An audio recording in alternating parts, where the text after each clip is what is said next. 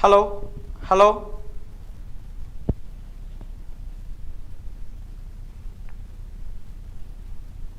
Hello, now is it audible here? Hello. Let me know, is it audible now? Yes, yes.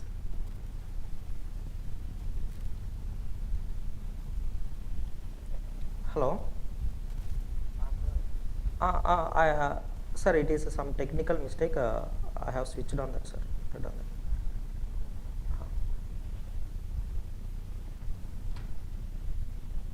Okay.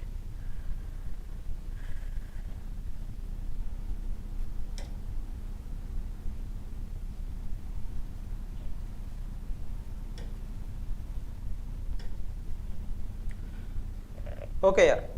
Sorry guys, sorry, some technical issue. So I hope it is clear here. I hope now it is clear. Now it is audible, I think. Yes or no? Okay, yeah. Okay then. Okay. So here, see. So yesterday we have started with this topic here. Yesterday we have started with this topic, that is del operator. That is del operator or vector differential operator. We can call it as del operator or vector differential operator.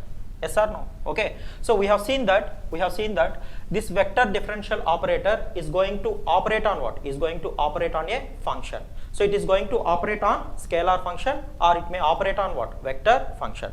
So whenever this del operator operates on scalar function here, whenever this del operator operates on scalar function, the resultant operation is nothing but what? Is nothing but vector quantity. The resultant operation is nothing but gradient, and the resultant of gradient is nothing but a vector quantity. Right. So whenever this del operator operates on a vector function here, whenever this del operator operates on a vector function, you are going to have two operations. So one is called as divergence and another one is called as curl. One is called as divergence, another one is called as curl. Okay. The resultant of divergence is a scalar quantity here. The resultant of divergence is a scalar quantity, and the resultant of curl is nothing but a vector quantity. The resultant of curl is nothing but a vector quantity. Yes or no? So these things we have seen in the previous session, and then we have started learning about this gradient here. We have started learning about this gradient. So what we have learned here, what we have learned in the previous session about the gradient. So we have seen how to represent the gradient, how to represent this gradient mathematically, and also we have seen what is its physical interpretation. What is the physical interpretation of gradient? Okay, so I will revise just these two things here, that is how to represent gradient mathematically and what is its physical interpretation. So how to represent mathematically here, how to represent mathematically? So we can represent mathematically gradient in this manner. So gradient of f is equal to what? Is equal to dou f by dou x ax cap plus what? Plus dou f by dou y ay cap plus dou f by dou z az cap. Dou f by dou z az cap. Right?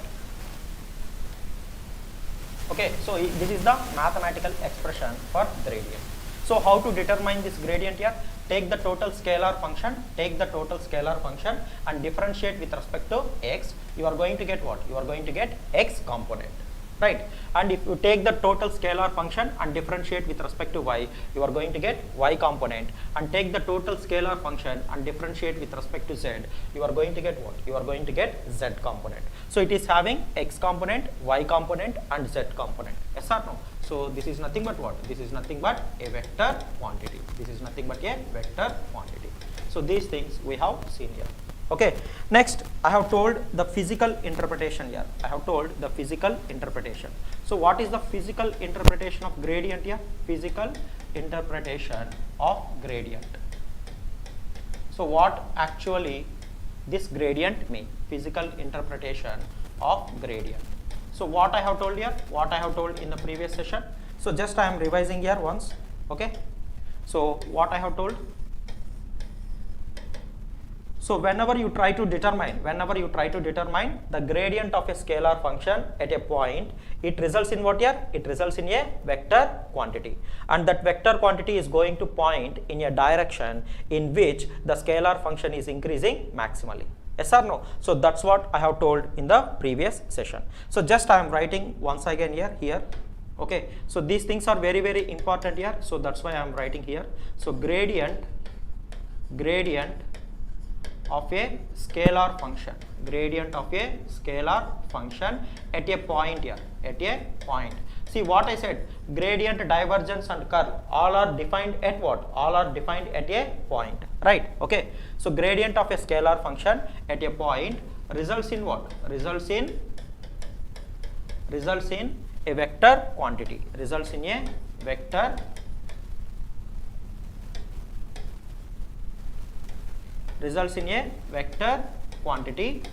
that points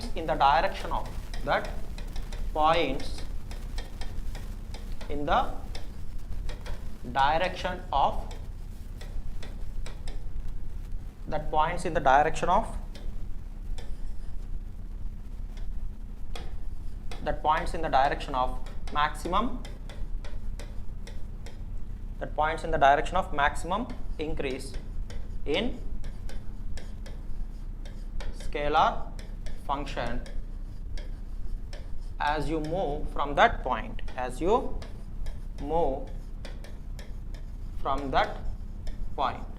So what do you mean by this here?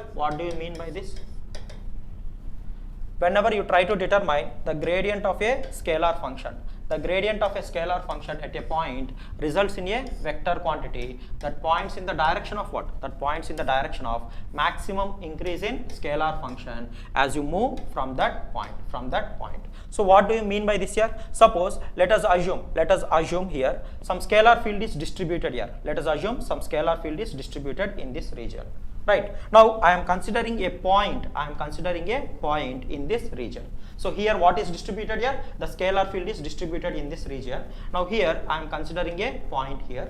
Right. Okay. So now from this point, in how many ways I can move here? I can move in infinite number of ways or not? Yes or no? I can move in this way, like that. Like that I am having infinite number of ways to move. Yes or no? That means I am having infinite number of directions to move. I can move either in this direction, in this direction, and so on. Right. Okay. But here I am interested to move in a direction. Such that as I move in that direction, I have to see the maximum increase in scalar function. I want to move in a direction such that as I move in that direction, I have to see the maximum increase in scalar function. Okay, so that means you have to determine what? At this location for the scalar field, if you determine the gradient of f here, then it is going to result in what? It is going to result in a vector quantity. So this is the gradient at this point. Let us assume this is the gradient at this point, that is x1, y1, z1. So as I move along this direction, from this point, I am going to see the maximum increase in scalar function here. As I move from this point in this direction. Okay, so the gradient of f, once you calculate the gradient of f at this point, it is going to result in a vector quantity. Right. So this vector quantity is going to have what? Both magnitude as well as direction. Yes or no? So the length of this vector, will give you what? Will give you the magnitude of gradient of f. Yes or no? So what this magnitude of gradient of f will represent here? So it represents what? It represents the maximum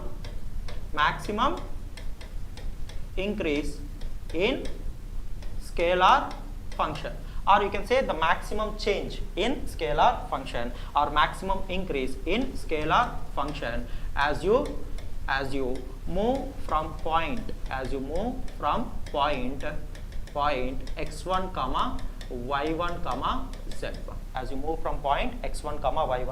z1. So I am defining at this point here. Right. Now Now, now, if you want to represent only direction here, if you want to represent only direction, we know that direction is always represented with a unit vector, with a unit vector. Now, what is the unit vector along this gradient of f here? Along this gradient, what is the unit vector? So, if you want the unit vector, what you have to do? What you have to do? So, I am representing the unit vector along gradient of f. So, this I can represent it as what here? If you want the unit vector, what you have to do? Take the vector and divided by its magnitude. Take the vector and divided by its magnitude.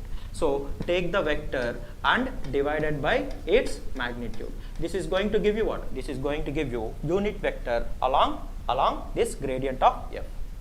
Yes or no? So, unit vector will always gives what here? Always gives the direction. Always gives the direction. Now, it points in which direction? It is pointing in the direction in which this maximum, the maximum increase in scalar function. In which this maximum increase in scalar function is occurring. Yes or no? So, this direction. So, this unit vector gives the direction here. It gives the direction in which maximum increase or maximum change in scalar function, is occurring. Right. Okay, so it results in a vector quantity. So magnitude represents maximum increase in scalar function as you move from that point, and direction, if you want the direction, then you have to determine the unit vector along gradient. So direction, so it is going to give you the direction in which this maximum increase is occurring. The maximum increase in scalar function is occurring. Right. Okay. So is this clear here? Is this clear?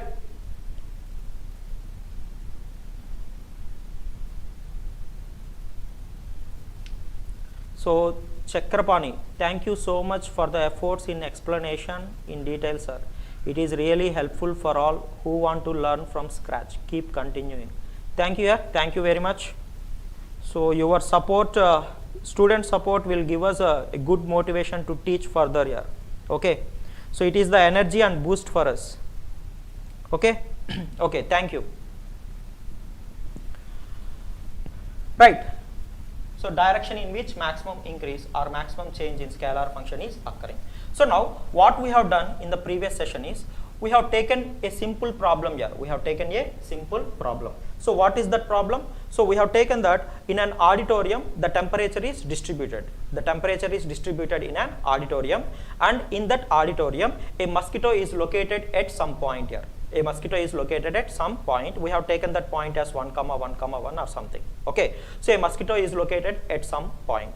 Now, this mosquito decides to fly in a direction such that it has to get warmer as soon as possible. You are having one auditorium. In this auditorium, the temperature is distributed. Now, a mosquito is located at some point, 1, 1. So, this mosquito decides to fly in a direction such that it has to get warmer as soon as possible. See, if it wants to get warmer as soon as possible, then it has to move in a direction in which the temperature is increasing maximally.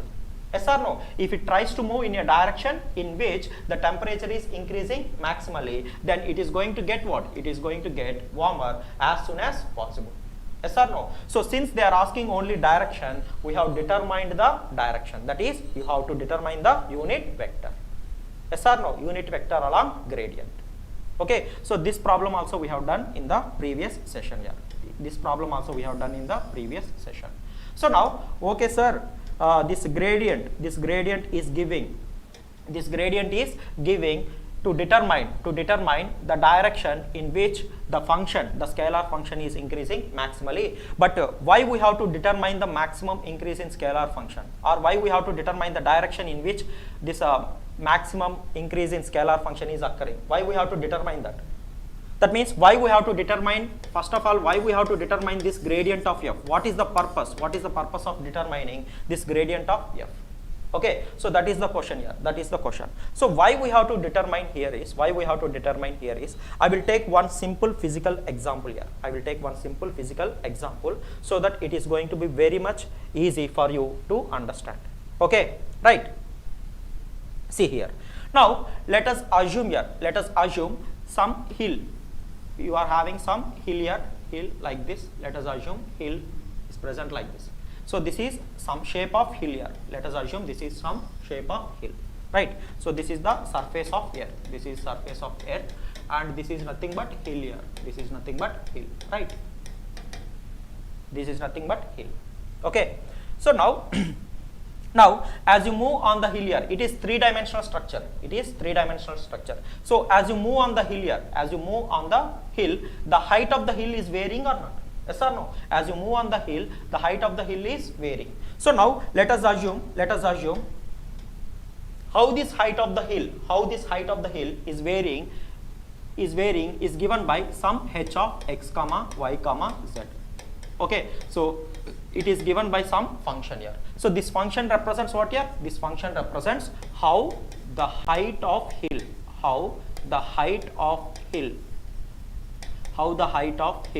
is varying. So the variation of height of hill is a function of what? Is a function of x, y and z. So they have given this as some function here, some function they have given. Okay, it may be x square yz, xyz, or xy plus xyz, something, whatever it may be. Some function they have given here. We are not worried about that function. Okay, so we want to see the physical interpretation and what is the purpose of gradient, right?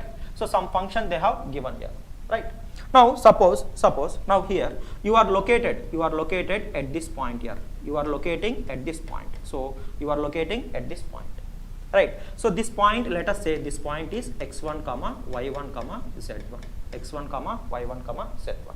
Now your motive is to move from this point here, to move from this point to this peak point. You want to move from this point to this peak point. So this is peak point. So this peak point I am representing with some xp comma yp comma zp, right? So I want to move from this point. I am somewhere here on the hill. I want to move from this point to this peak point. Okay, so I want to move in a less time here. I want to move in a less time from this point to this point, from this point to this point, right? Okay, so if I want to move in a less time, then I have to trace what? I have to trace the shortest path. Yes or no? So if I trace the shortest path, then I can move in very less time from the starting point to the ending point. Understood? So here now I have to determine, if I want to move within a less time, I have to determine the shortest path. So how I can determine the shortest path here? So that's what we are going to see now. See here, I told that if you are trying to determine the gradient, of a scalar function at a point, okay, so it is going to give you from that point in which direction you have to move, such that that scalar function is going to increase maximally. So it is going to give you at that point here, from that point in which direction you have to move, right? So if you change the point, then the direction of gradient will also changes. It depends upon what? It depends upon point. Yes or no? So that's why I have specified gradient of a scalar function is defined at what? Is defined at a point, right? See, in the previous example, I have given the mosquito is located at 1, 1, 1. So if I change the point here, if I change the point to 1, 2, 3 or something, then the direction in which that mosquito has to fly is going to change. Yes or no? Because the gradient of a scalar function is going to depend upon what? Is going to depend upon at which point or at what point you are determining the gradient, right? Okay, so now, so what I am going to do here is, so at this point, from this point, I will try to determine the gradient here. At this point, I will try to determine the gradient. So whenever I try to determine the gradient of h, this is height of hill function, they have given something. So I'll try to determine gradient of h at this point, that is some x1 comma y1 comma z1. Okay, so what I'm going to get? I'm going to get some vector. So that vector is going to point the direction in which the height of the hill is increasing maximally from this point, right? So I will start moving in that direction here. I will start moving in that direction. So I have moved to a very small distance along that direction. I have moved to very small distance along that direction. So once I move to small distance from that point, then I am going to reach to some other point or not. Now here the point is nothing but, now here I have reached to some other point here. So at this point, let us say this is x2 comma y2 comma z2. Understood? Now once I reach to this point here, once I reach to this point, again at this point I have to determine what? I have to determine the gradient, because the direction of gradient is going to depend upon what? Is going to depend upon the point, right? So first I have determined here, I have moved in this direction, I have reached to some other point. Now from this point I am trying to determine what? Again gradient at this point. So if I try to determine the gradient at this point, it is going to give you some direction like this. Yes or no? Okay. So I will start moving in that direction. Again I am going to reach to some other point. Let us say that point is x3 comma y3 comma z3. Again at this point I'll try to determine the gradient. So like that, suppose it is giving the direction like this, it is giving the direction like this, let us assume. So like that, at each and every point here, at each and every point I am trying to determine the gradient. I am trying to determine the gradient. So suppose I got so at each and every point I got the gradient like this. Okay, at each and every point I have determined the gradient. Now if I join all this here, if I join all this, I'm going to get what? I'm going to get the path. I'm going to get the path from starting point to ending point. I got the path from starting point to ending point. See, remember this is three-dimensional structure here. This is three-dimensional structure. So you may move like this, or you may move like this, or you can move like this also. I cannot draw the path here. Yes or no? So I am drawing the path here itself. So this path is three-dimensional here, right? Okay. So now at each and every point, I have determined the gradient. At each and every point, I have determined the gradient, and I have traced that path here. At each and every point, I have determined the gradient, and I have joined all these points here. I have joined all these points. Then I am going to get what? I am going to get a path. I am going to get a path from starting point to ending point.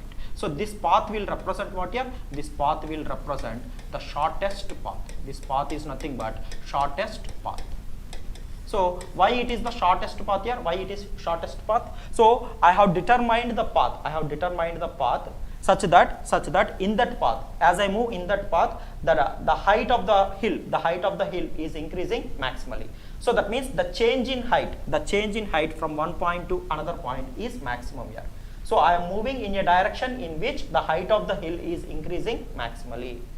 I am moving in a direction in which the height of the hill is increasing maximally from starting point to ending point. So it is going to give you what? It is going to give you shortest path. So what is the longest path here? What is the longest path? See, if you move around this hill here, if you move around this hill, if you are moving around this hill here, okay, if you are moving around this hill such that the change in height from the surface is equal to 0. That means as you move along this surface, let us assume as you move along this surface of the hill, that means if you move around this hill here, the height is not changing. That means if you move in a direction in which the height is not at all changing, then you will never reach to what? Then you will never reach to peak point. That means it is the longest path. Yes or no? It will take infinite amount of time to reach the peak point if you move in a direction in which the height is not at all changing. But if you move in a direction in which the height is increasing maximally, then you are going to move along what? Shortest path. So this is the shortest path, and this is what? This is the longest path. So it will take infinite amount of time for you if you move along this path, to reach the peak point. If you are moving along this path and if you want to reach to the peak point, it will take infinite amount of time, because you are choosing the path in which the height is not at all changing. The height is not at all changing. Yes or no? Okay, so this is the longest path here. This is the longest path. If you move along this path, you are moving along the path in which the change in height is maximum. The change in height is maximum. So if you choose that path, you are going to move along what? You are going to move along shortest path. Okay, so is it clear here? Is it clear? Yes or no here? So is this example clear here? Have you understood the purpose of gradient? So you are going to get what? You are going to get the shortest path. You can move along this shortest path, right? Sir, it is very difficult to determine the gradient at each and every point here, at each and every point. So what you have to do is, you are having some system or computer, you can take some system or computer, okay. So in that you may install some software that is going to calculate the gradient, So now in that software, you just give the function here, give the function that is height of hill. You just feed this height of hill function, then you give your starting point and you give your ending point and ask to calculate the gradient, or ask to calculate the shortest path from starting point to ending point. Then that system will calculate the gradient at each and every point. Then you are going to get some path, yes or no? So if you start moving along that path, you are going to reach to the peak point in very less amount of time, because you are moving along the shortest path direction, right? Okay, okay. So that is the main purpose. That is the main purpose of gradient here. That is the main purpose of gradient, right? Okay. Abdul Wahud Shaikh, yes sir. Okay, yeah. So I hope it is clear here. I hope it is crystal clear. So this is the purpose of gradient, right? Okay. Okay. Next.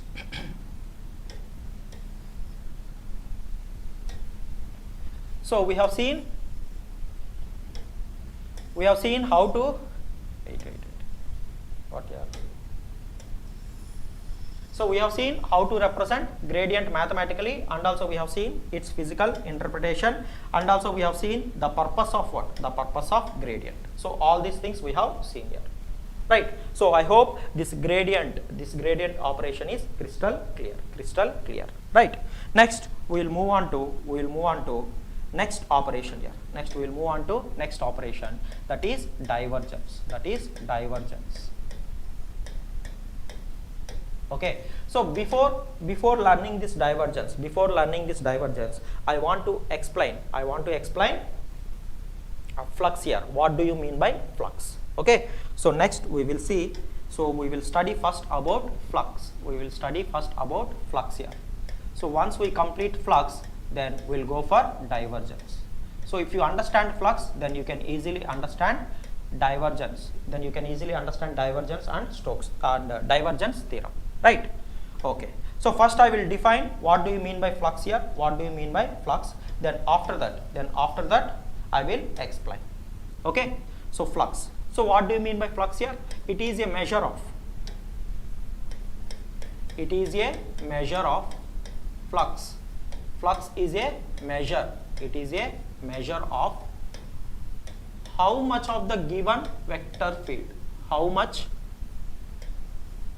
of the given vector field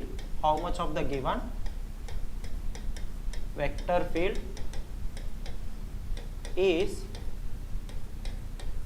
penetrating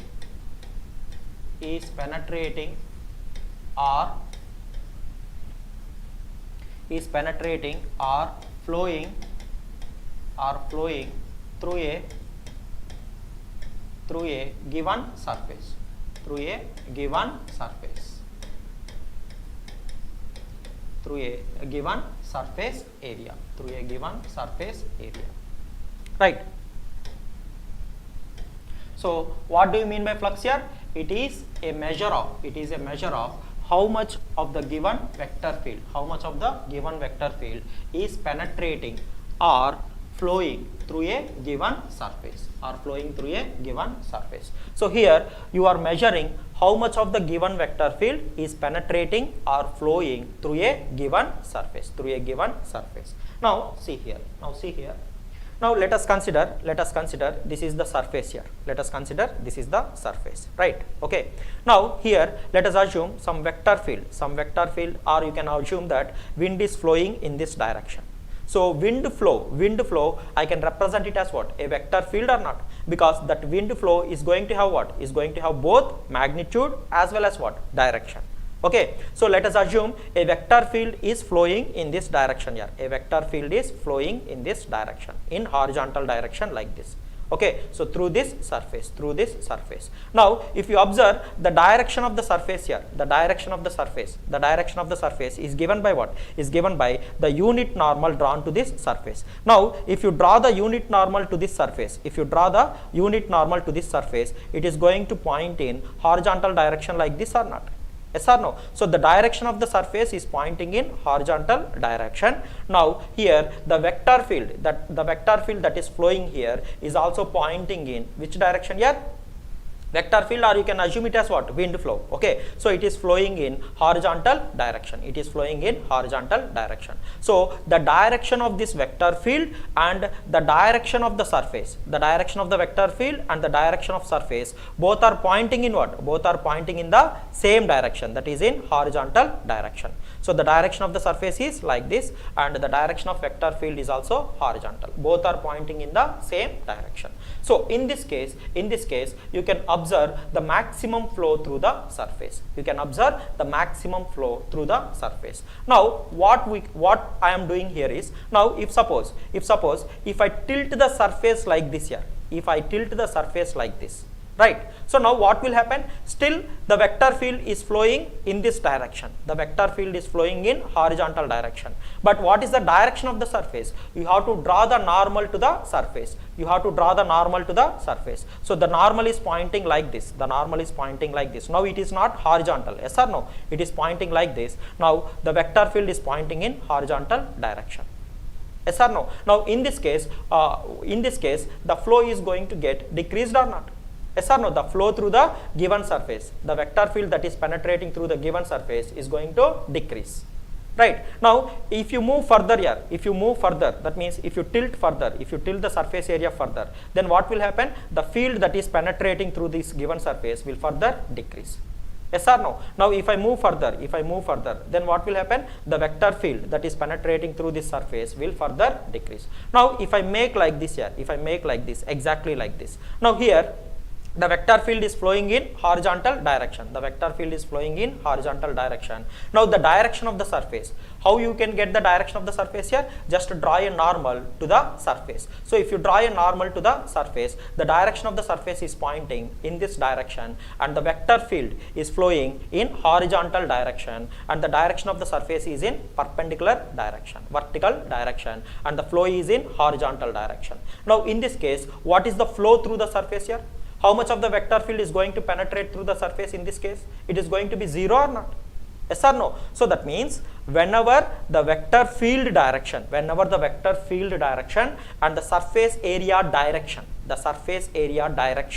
both are perpendicular to one another. Whenever both are perpendicular to one another, the flux through, or I can say the vector field that is penetrating through the given surface will become what? Will become equal to 0. Yes or no?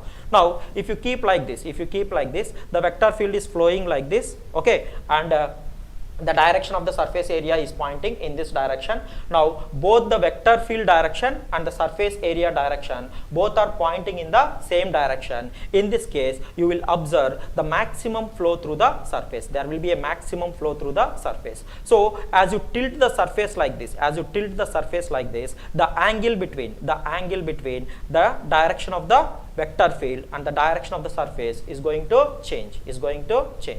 Yes or no? So once it starts changing, what will happen here? What will happen? The flow through the surface will gradually decrease and becomes 0. And again, if it moves like this, again it increases and becomes maximum. Right? Okay. So that means what we have observed here, the first thing, the flux through any surface, is going to depend upon what? Is going to depend upon the given vector field direction and the direction of the surface area. It depends upon the direction of the vector field and the direction of what? Direction of surface area. Right? Okay. So the first point we have observed, is C. So here let us consider this is the vector field here. This is the vector field. So I am representing this vector field with F bar. Now here I am considering a surface area here. So here I am considering a surface area like this. Right? So I am considering a surface area like this, A bar. Right? Okay. So now the direction of this surface here, is given by the unit normal drawn to the surface. So this is the direction of the surface. So this surface is placed like this. So this is the vector field. Right? Okay. Okay. So what I said here, the flux through the surface, or I can say the number of field lines that are penetrating through the surface, or I can say the vector field that is penetrating through the surface, or I can say the vector field that is flowing through the surface. Everything is same here. Okay. So is going to depend upon what? Is going to depend upon the direction of F bar and the direction of A bar. Right. So whenever both are pointing in the same direction, you are going to have the maximum flow through the surface. If you go on tilt the surface like this, then the flux or the field penetrating through the surface will gradually decreases. And whenever the vector field and the direction of the surface becomes perpendicular to one another, the flux through the surface will become equal to 0. So that means the first point, the flux through any surface,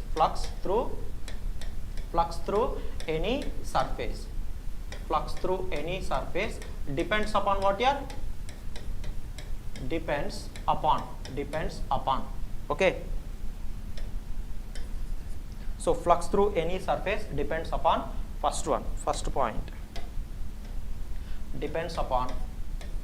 So flux through any surface depends upon the first point.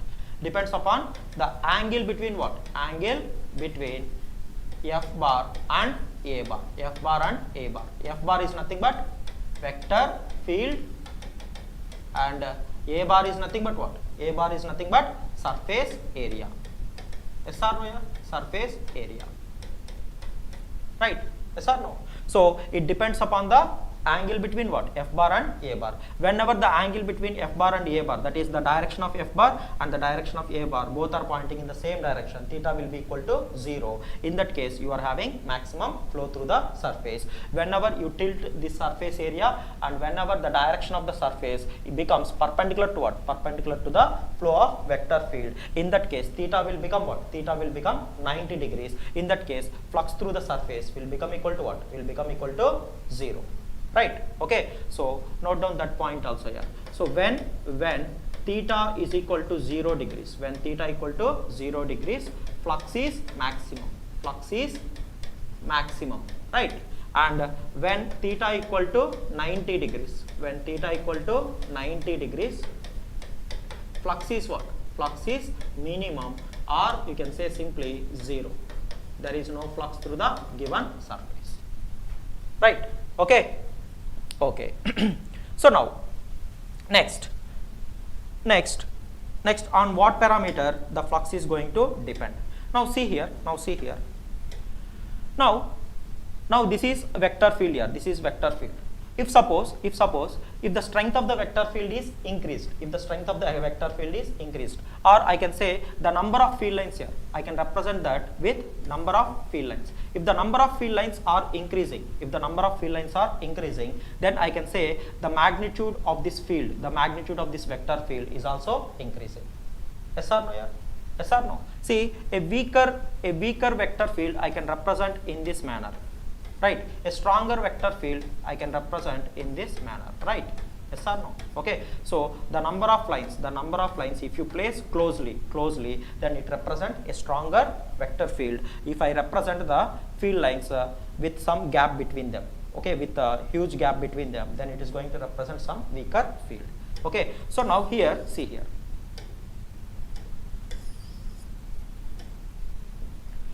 Now here, if suppose if I increase the strength of the field here, that I can represent with number of field lines. I have increased the number of field lines like this. Now in this case, what happens here? The number of field lines that are penetrating through this surface will also increase or not? That means the vector field that is penetrating through this surface is also increasing. That means if you increase the magnitude of this vector field, the flux through the surface is also increasing. Right? Okay. So second point, it is depending upon what? It is depending upon magnitude of F bar. That is magnitude of vector field, or you can say strength of vector field. Right? Next, on what parameter it is going to depend here? Now see here. If I consider a small area like this, if I consider only this part of the surface area. Now if I consider only this part of the surface area, then the number of field lines that are penetrating through this small surface area, is also going to decrease or not?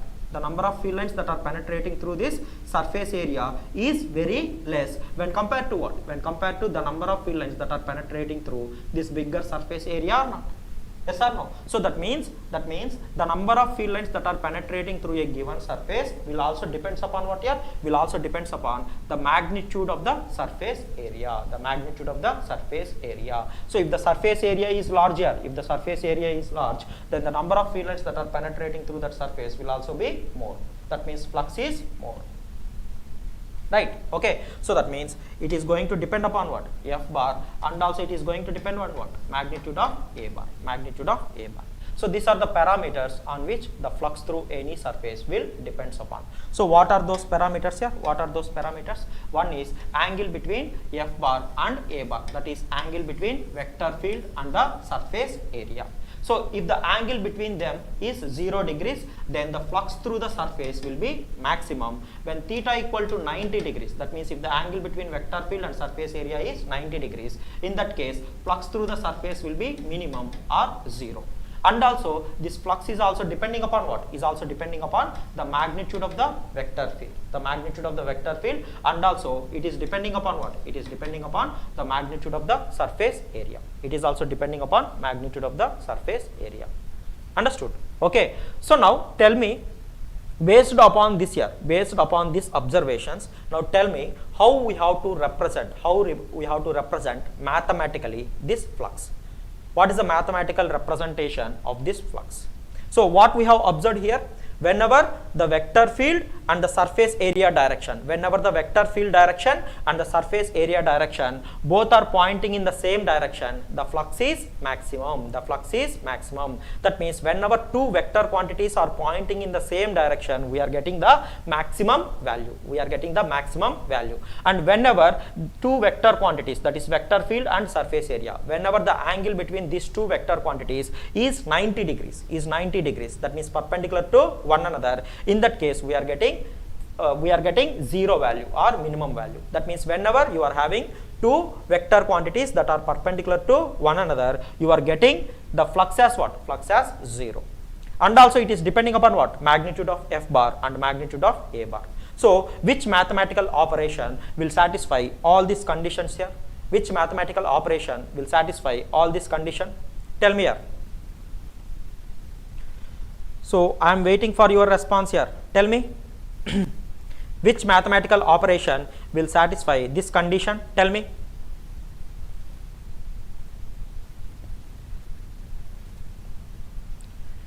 which mathematical operation will satisfy this condition? Tell me here.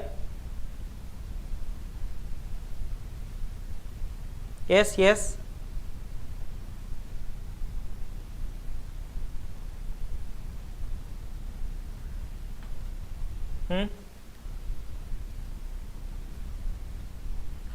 Okay. Which mathematical operation will satisfy this condition? That is nothing but what?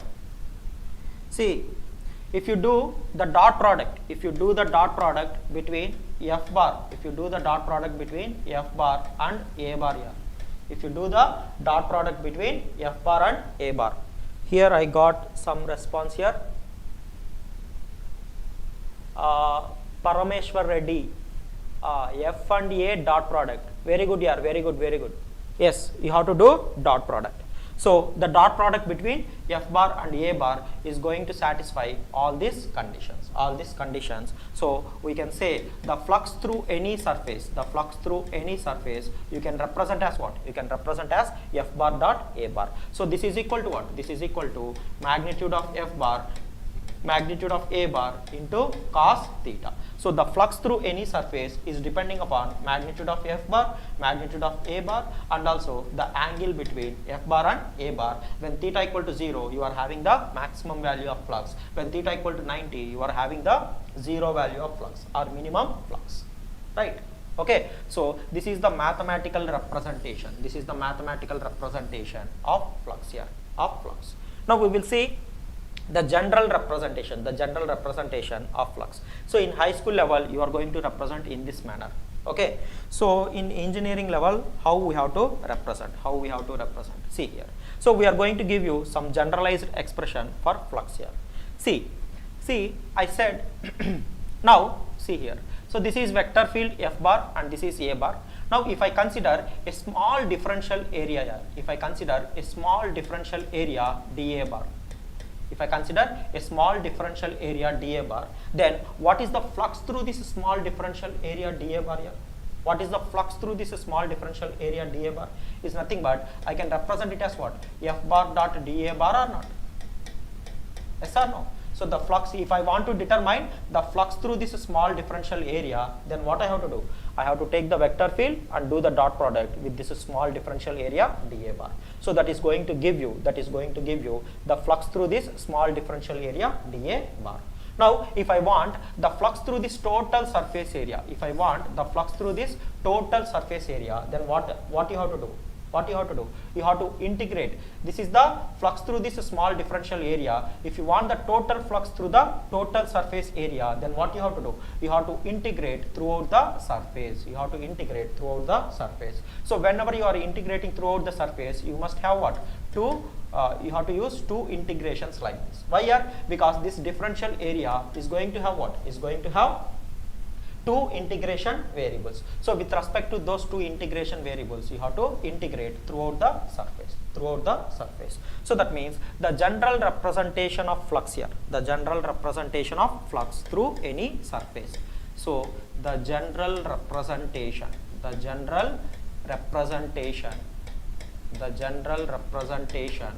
of flux through any surface, through any surface can be represented as what here? Can be represented as double integral f bar dot what? F bar dot dA bar. Okay, so here dA means differential area. Here you are going to get two integration variables like dx dy or dy dz or dz dx, like that. Okay, so you are going to have two integration variables. So with respect to those two integration variables, you have to integrate throughout the surface, right? So this is the general representation of flux through any surface here. So in this manner we are going to represent the flux mathematically, right? Okay, yeah. Now okay.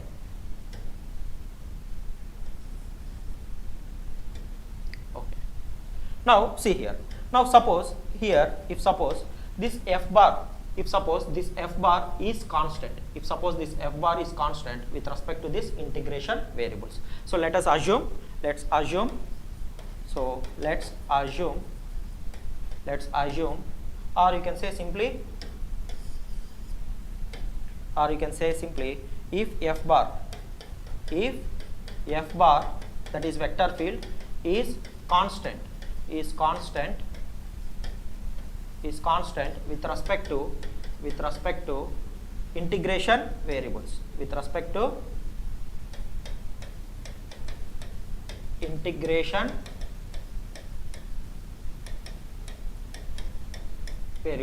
if this f bar is constant with respect to the integration variables, then this vector field will behave as what? Will behave as constant with respect to this integration variables or not?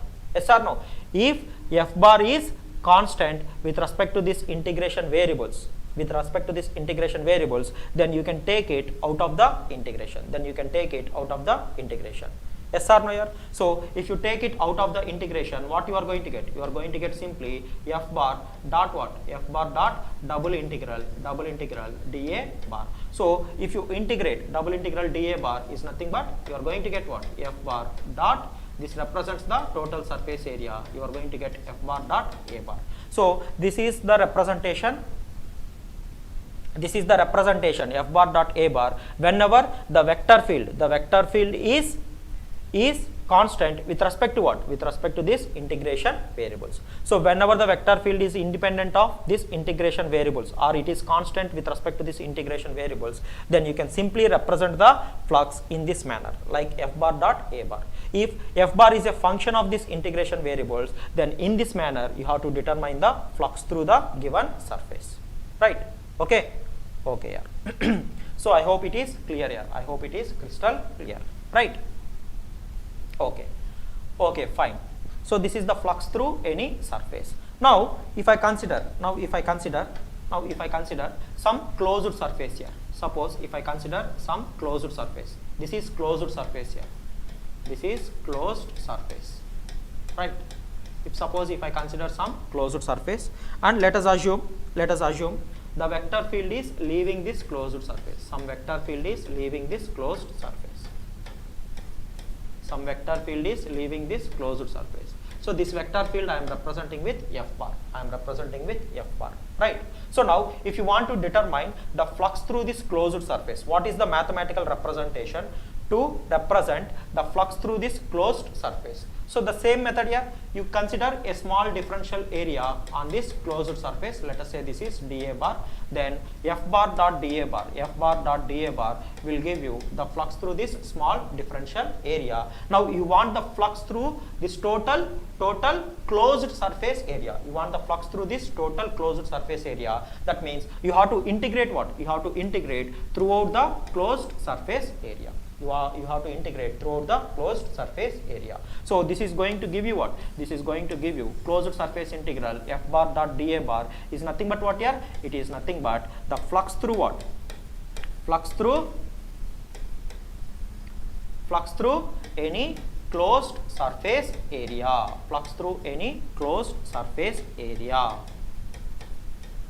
So in this manner you have to represent mathematically you have to represent the flux through closed surface. You have to represent in this manner. Understood? So you have to integrate f bar dot dA bar throughout this closed surface. So this is the mathematical representation of flux through any closed surface. Now we know how to represent what is flux and how to represent flux mathematically. Okay, so whenever you want to determine the flux through any surface, you have to represent in this manner. If f bar is constant with respect to the integration variables, then you can determine the flux directly by doing the dot product between f bar and A bar. If you want to determine the flux through any closed surface, then you have to determine mathematically in this manner. Closed surface integral f bar dot dA bar. Understood? Okay, yeah. So I hope it is clear here. I hope it is crystal clear. Right? Yes. So I hope it is crystal clear here. Okay. So now So this is all about flux here. This is all about flux. So we can represent flux as, this is flux through the given surface. So you can represent F bar dot A bar if F bar is what? If F bar is constant with respect to integration variables. Okay, and you can represent closed surface integral F bar dot dA bar. This represents the flux through what? Flux through any closed surface. Flux through any closed surface. Right. So what do you mean by flux? Flux means it is a measure of how much of the field is, how much of the given vector field is penetrating through the given surface. Right. Okay. So I hope it is crystal clear here. I hope it is crystal clear about flux. Okay. Okay. Next. Next. So give some comments here. Is it clear here? Yes. So I hope it is clear here. I hope it is crystal clear. Right. Right. Now. So next we will see divergence here. Next we will see divergence. Next we will see divergence. Okay. So once you have understood flux, then you can easily understand divergence also. Right. So first I will give you the mathematical representation of divergence here. So the mathematical representation, how you can represent mathematically this divergence. So del dot what? Vector differential operator, del dot F bar, del dot F bar. Okay. So what you are going to get? This is equivalent to vector differential operator, del is nothing but what? Dou by dou x, ax cap plus dou by dou y, ay cap plus dou by dou z, az cap, dou by dou z, az cap, dot F bar here, dot F bar. So F bar is having what? F bar is a vector quantity. F bar is a vector quantity. It is going to have x component, y component and z component. Yes or no? Okay. So it is going to have x component. So in general, the x component can be a function of x, y, z. Right. Plus it is going to have y component. In general, y component can be a function of x, y, z. And it is going to have z component. In general, it is a function of x, y, z. So x component and y component and z component of a vector function are in general functions of what? Functions of x, y and z. Right. Okay. Okay. So now if you do the dot product between these two, what you are going to get? Tell me what you are going to get. You are going to get dou fx. Every time I am not writing it is a function of xyz, it is a function of xyz like that. Okay. So you have to understood that point. Right. So dou fx by dou x. If you do the dot product between these two, what you are going to get? Dou fx by dou x plus what here? Plus dou fy by dou y plus dou fz by dou z by dou z. So this is the mathematical representation of gradient of divergence. Sorry. This is the mathematical representation of divergence. Right. Now if you observe the resultant of dot product, divergence is a resultant of dot product. So the resultant of dot product must be what? Must be a scalar quantity. So this is a scalar quantity here. This is a scalar quantity. So how to determine the divergence here? How to determine divergence? What you have to do? So they are going to give some vector field and ask to determine divergence. Then what you have to do? So take x component of vector function. Take x component of vector function and differentiate. Take x component of vector function and differentiate with respect to x. Take y component of vector function and differentiate with respect to y. Take z component of vector function and differentiate with respect to z. Okay, then you are going to get what? Then you are going to get divergence. While calculating gradient, how you have calculated? You have taken the total scalar function and differentiated with respect to x in order to get x component. So if you differentiate with respect to y, you will get y component. If you differentiate with respect to z, you are going to get z component, that is gradient. Whereas in divergence, you have to take the x component of the vector function and differentiate with respect to x, you will get first term here, you will get first term. So second term, take y component of the vector field and differentiate with respect to y, and take z component of vector field and differentiate with respect to z. So the resultant of divergence is nothing but a scalar quantity, a scalar quantity.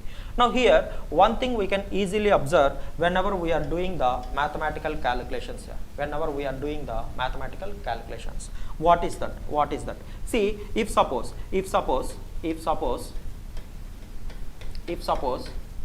the x component of vector function, that is I am giving f bar here. If suppose if I give f bar is equal to, so I have given like this, let us say yz ax cap, yz ax cap plus xz plus xz ay cap plus I have given xy az cap, xy az cap like this. Now if I ask you to determine the divergence of this vector function, what you are going to get here? What you are going to get? What is the divergence of this vector function? Tell me. What you are going to get? See, always you have to look like this here. So you have to separate the x component, that is x component of vector function, y component of vector function, and z component of vector function. So this is fx, right? And this is nothing but fy, and this is nothing but what? This is nothing but fz. Now if you observe here, the x component of vector function is independent of what? Is independent of x. Yes or no here? It is not a function of x. Yes or no? This x component is independent of x. And this y component is independent of what? Is independent of y. And this z component here, it is independent of what? Z. So in this case, what is the divergence you are going to get here? See how you are determining the divergence. Take the x component, you are taking the x component and differentiating with respect to x. If x component is not a function of x, then what you are going to get? Here, 0. Yes or no? Now here, if y component is not a function of y, then if you differentiate, you are differentiating y component with respect to y, this term will also go to 0. And here, the z component is not a function of z, in that case, this term will also become equal to 0. So that means if you see a vector function like this here, if you see a vector function like this, such that if the x component is independent of x, and if y component is also independent of y, and if z component is independent of z, then in that case there is no need to calculate the divergence. You can simply write divergence of that function is equal to 0 directly, right? Okay, is it clear here? Yes. So for this type of functions here, so just observe the function. So you can directly write the divergence of this vector field is going to be 0, because x component is independent of x, y component is independent of y, z component is independent of z. In that case, the divergence of vector field for this vector field, divergence of f bar will be equal to what? Will be equal to 0. Will be equal to 0. Right? Okay. So this is just mathematical observation here. This is mathematical analysis of the divergence, Okay. So now I am winding up the session with this here today. I am winding up the session with this. So in the next session, we are going to see the physical interpretation of divergence. We will continue with this divergence here. Okay, so in the next session, I am going to discuss in detail about this divergence and its physical interpretation also. Okay, what is the physical interpretation of divergence?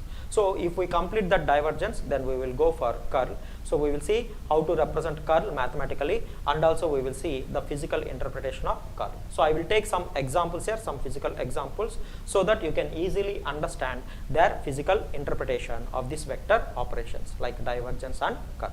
Okay, so we will continue this session from tomorrow here, So I hope it is crystal clear here. Up till now, I hope it is crystal clear. Okay, okay. So with this, I am winding up the session. So we will meet tomorrow exactly at 4 p.m. in our Gate Academy Global channel. Right? Okay. So I will meet you tomorrow. Until then, take care. Bye bye.